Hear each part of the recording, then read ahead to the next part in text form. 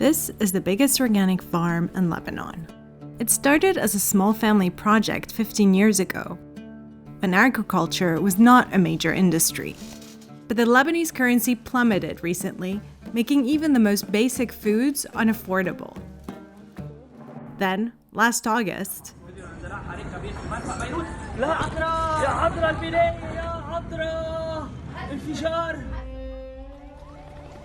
a major blast that killed hundreds and destroyed Beirut's main port. The explosion was a wake-up call.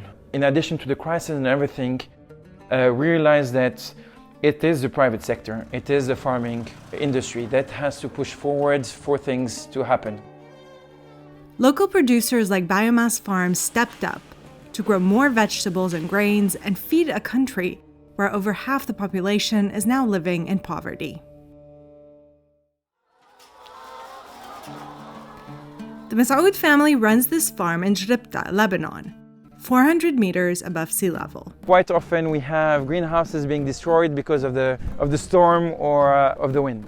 Here they grow 40 different crops, but that's only 1% of their production. Biomass operates 10 farms like this one and has 50 partners across the country.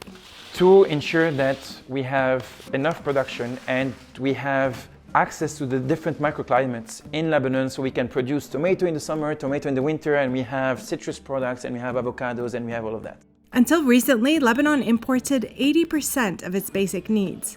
But the country's financial system collapsed in 2019 due to decades of government corruption and mismanagement. Everyday items like food became very expensive.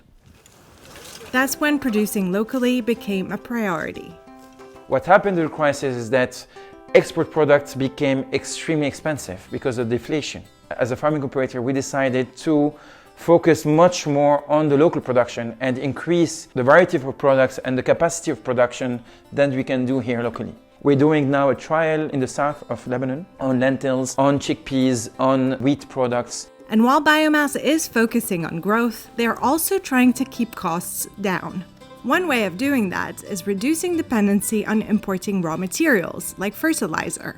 كل التور تبعنا هو تور ببيور ما فيه شيء تاني فيه بس organic fertilizer اللي هو المانيور. And they've also begun trials to produce local animal feed. Our chicken are allowed or have to have outdoor access all day long. They have to eat organic feed, and we import today this feed from France. As long as they import feed, the costs are high.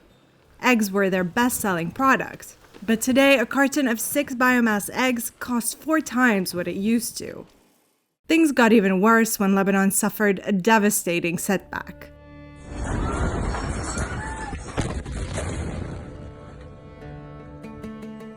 On August 4th, a massive explosion killed 200 people, injured thousands, and destroyed more than 50,000 homes. We were among the first building in front of the port when the explosion happened. Luckily enough, it was after hours. Everything was destroyed, so there was a huge loss. Biomass lost warehouses, vehicles, 5 containers filled with imports, and their office was completely destroyed. Beirut was empty, it was a devastated city.